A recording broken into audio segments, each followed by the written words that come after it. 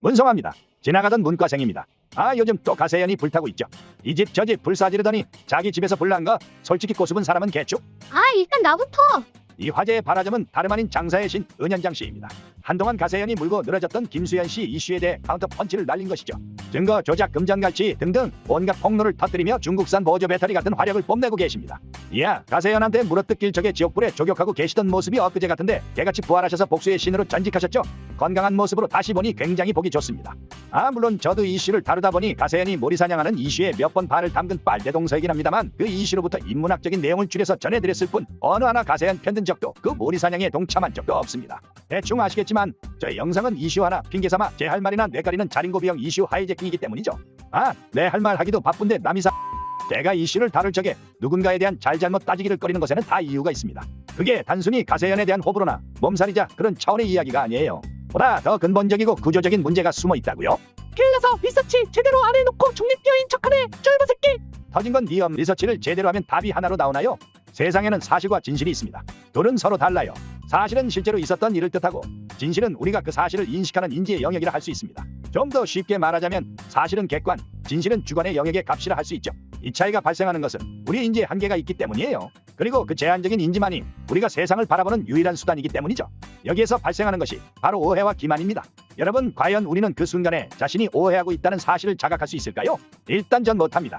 왜냐면 내가 오해하고 있는 순간 그 오해는 내 인지 아래에서는 진실이기 때문이죠.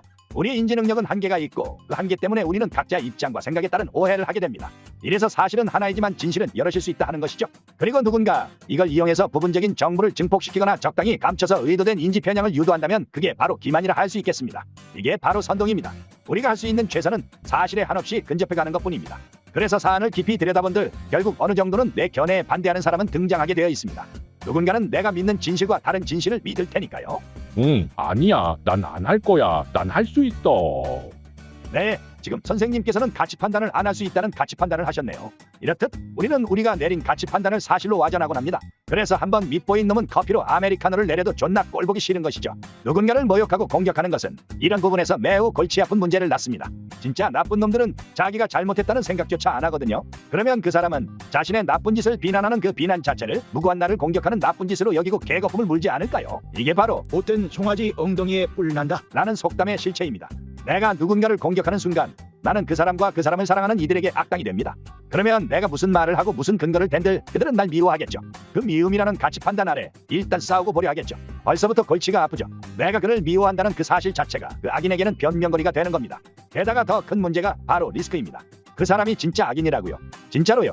우리의 판단은 항상 불완전합니다. 내가 오해했을 수도 있어요. 안 그랬다면 그 수많은 유튜버들이 정장 입고 크로마키 앞에 서질 않았겠죠. 잘못된 짓을 왜 했겠어요? 잘못된 게 아니라고 믿었으니까 했겠죠.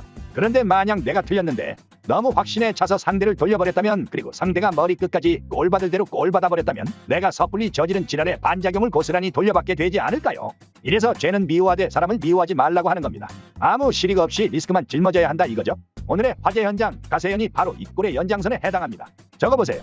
은현장 씨가 몇 편의 폭로 영상을 준비해 와서 가세연의 영혼에 고추털까지 탈탈 털어버리고 계시는데 대중은 은현장 씨의 편을 들고 있죠. 왜 그럴까요? 이 싸움의 이니시에이팅은 가세연의 몫이었기 때문입니다. 다들 아시다시피 가세연이 먼저 조회수 빨겠다고 장사의 신시절의 인간 은현장한테 해놓은 짓이 상당했더랬습니다. 늘 그렇지만 가세연이 좀 적극적으로 격렬하고 정열적으로 빨대를 꽂았단 말이죠. 거의 뭐 피는 물론이고 골수의 뇌수까지 빨아먹을 기세로 빨대를 꽂았더랬죠. 사람을 죽일 기세로 빨대를 꽂았으면 그건 더 이상 빨대가 아니라 빨래질이죠. 아, 빨래질을 시전했는데 실패했다? 그러면 이제 깡패가 되든 복수기가 되든 재앙신이 되든 그쪽 턴인 거야. 당연한 거죠. 다 자업자득 인과응보 아니겠습니까? 어쩌면 이게 가세연의 구조적 문제일지도 모릅니다. 가세연은 항상 이슈의 중심에 있었습니다. 그 비결은 신속성과 독점성이었죠. 근데 그렇게 고급 정보를 발빠르게 퍼나르려면 물리적으로 그 이슈를 검증하고 진정성을 확인할 시간이란 게 부족합니다. 이걸 어느 정도 포기했기 때문에 그렇게 극단적이고 과감한 이슈 메이킹이 가능했던 것이 바로 가세연이라는 채널의 경쟁력이었다고 봅니다. 렉하게의 3금융권 같은 것이죠. 그러다 보니 당연히 섣불리 갈 꺼내서 애매하게 조지고 억울한 피해자를 만든 사례가 솔직히 가세연이 좀 많긴 합니다. 그러한 그간의 피해 사실에 대한 공감대가 곧바로 복수의 신, 아니 장사의 신 은현장 씨의 뒷배가 되어 여론이 가세연을 향해 거세게 불타고 있는 것이 현재 상황이라고 정리해 볼 수 있겠습니다. 아, 물론 봐도 안 질리는 개꿀잼 이벤트가 맞고라 개싸움이긴 합니다만 내가 그 참여자가 되면 더 이상 재미있지 않겠죠. 이래서 제가 남 인간성에 대고 갖다부터 훈수질 안 두는 겁니다. 싸움은 구경할 때가 제일 재미있어요.